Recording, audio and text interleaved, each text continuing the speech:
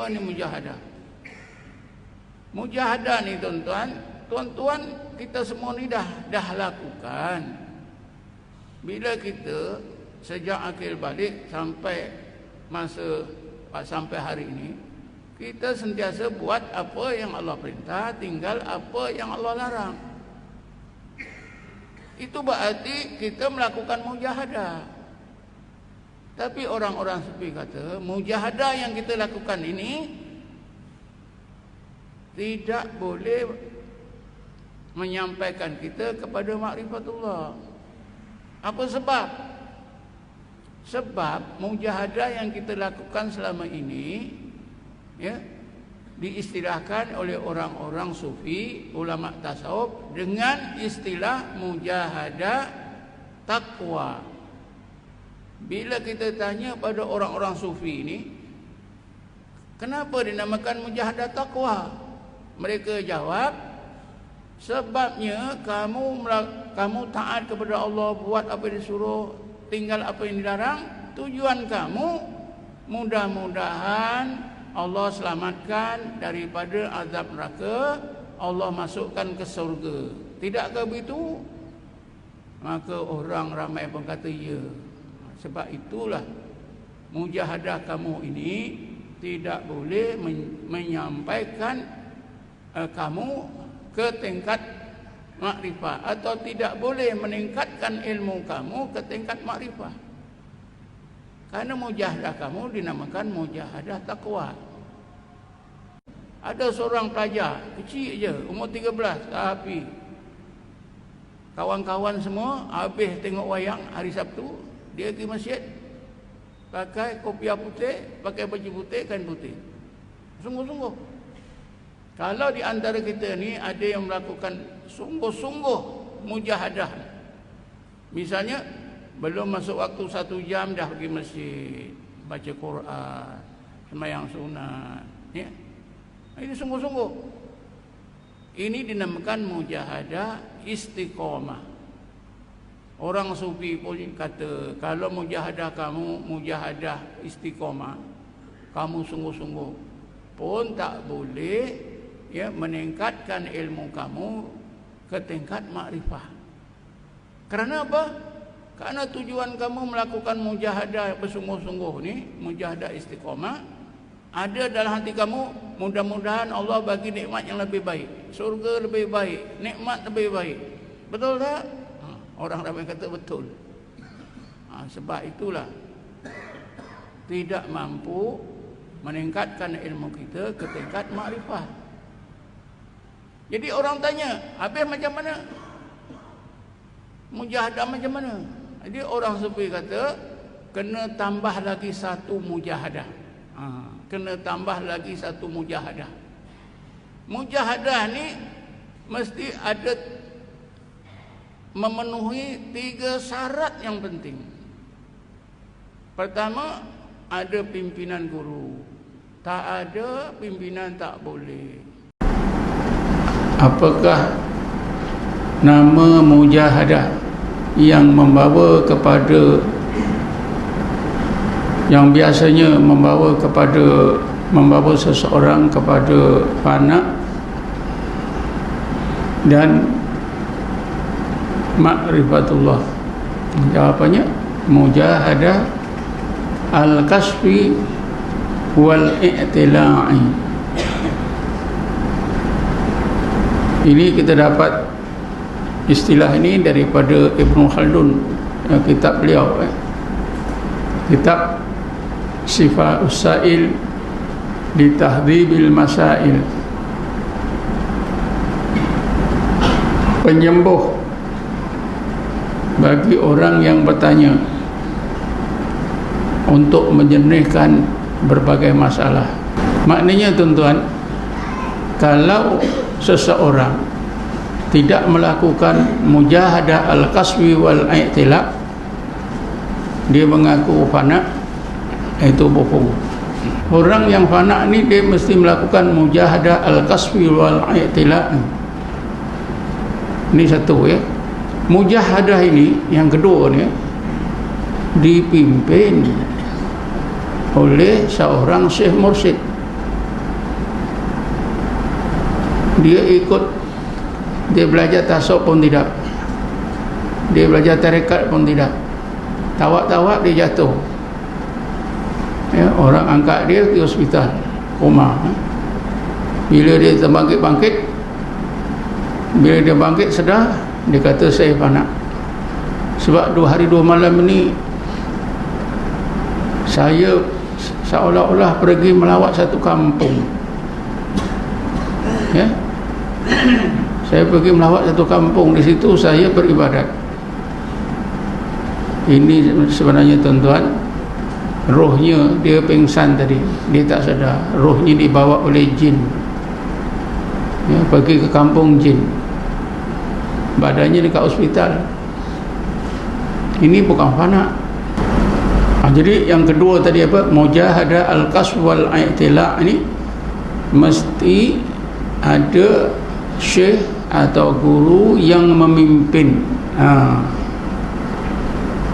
Syekh atau guru yang memimpin ini tentunya pernah difanakan oleh Allah, bukan sebarang guru.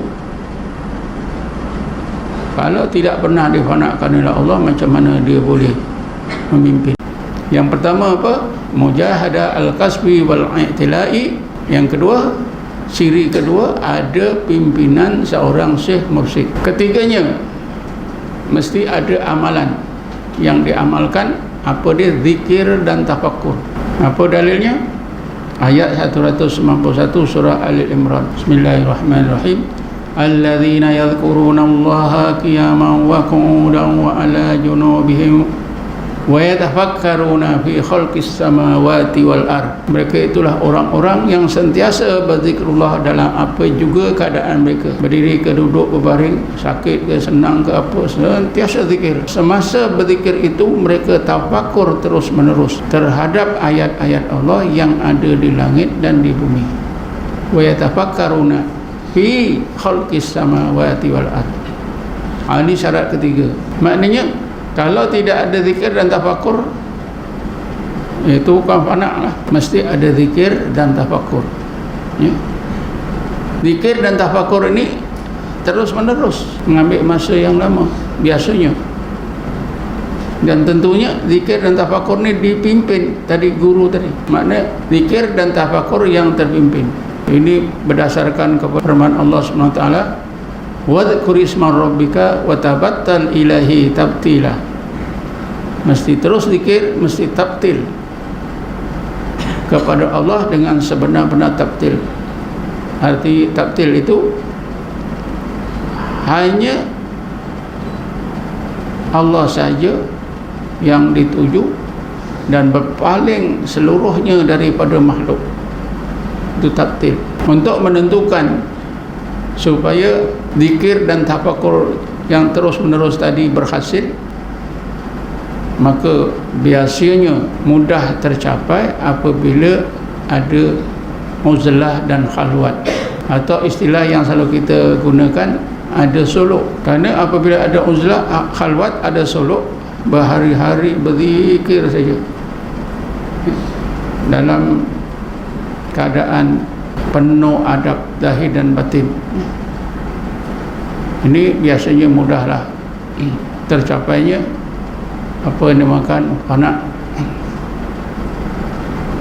Jadi sebaliknya, kalau tidak ada uzlah dan khalwat, ini susahlah sikit. Ini dah 4 perkara, ya. Perkara yang kelima, ketika zikir dan tafakkur tadi mesti diasaskan kepada mana-mana atau didasarkan kepada mana-mana ayat Quran yang menyentuh mana-mana sifat keagungannya serta menyentuh mana-mana sifat kesempurnaannya atau sifat jalal dan jamal. Ini berdasarkan kepada apa yang berlaku kepada Nabi Muhammad SAW ketika ditemui oleh Jibril kali yang pertama. Bismillahirrahmanirrahim. Iqra bismi rabbikal ladzi khalaq, khalaqal insana min 'alaq. Iqra wa rabbukal akramul ladzi 'allama bil qalam, 'allamal insana ma lam ya'lam. Kita perhatikan yang pertama, Iqra bismi rabbikal ladzi khalaq. Daripada khalaq, khaliq. Jadi Allah khaliqu kulli syai'in. Iqra bismi rabbikal ladzi khalaq. Muraqabahnya Allah khaliqu kulli syai'in. Zikirnya Allah. Muraqabahnya khaliqu kulli syai'in. Sifat-sifat jalal. Iqra wa rabbukal akram. Al-akram ini mewakili sifat-sifat jamal Allah Subhanahu wa ta'ala. Jadi sudah apa? Ada 5. Zikir dan muraqabahnya mesti didasarkan kepada mana-mana ayat Quran yang menyentuh tentang Allah Subhanahu wa ta'ala, sifat jalal atau sifat jamal. Sebab itu dalam Naqsabandi pun hukuk qalbi dalilnya laisa kamisi syai'un. Muraqabah ahadiyah dalilnya fa ainama tuwallu fasamma wajhullah. Muraqabah ma'iyah wa huwa ma'akum ainama kuntum. Ya, apa saja ayat-ayat Quran mesti ada. Ini berarti tuan-tuan, kalau tak ada zikir dan muraqabahnya tidak didasarkan kepada ayat-ayat Quran, itu bukan fana. Kemudian yang keenamnya, mesti ada kesan. Fana itu ada kesannya pada rohaninya dan pada jasmaninya, dalam hatinya dan pada tubuh badannya, mesti ada kesan. Apa dalilnya? Bismillahirrahmanirrahim. Allahu nazzala ahsana hadisi kitaban mutasyabihan mathaniyah taqsa'irru minhu juludul ladina yakhshawna rabbahum summa talinu juluduhum wa qulubuhum ila dzikrillah. Ayat ini juga ya menjadi dalil bahawa ya, zikir dan muraqabahnya mesti didasarkan kepada mana-mana ayat Quran. Cuba kita fahami ayat ini. Allah telah menurunkan sebaik-baik perkataan, yaitu kitab Quran, yang ayat-ayatnya mutasyabih, kadang-kadang berulang-ulang. Taqsa'irru minhu. Minhu itu Quran, menggeletar seluruh anggota kerana ingatkan kandungan ayat Quran tadi. Menggeletar seluruh anggota orang yang hatinya takutkan kepada Allah.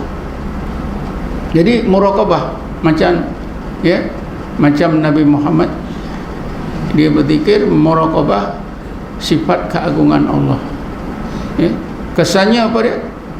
Hati Nabi itu rasa takut, lalu jasad Nabi, tubuh Nabi menggeletar.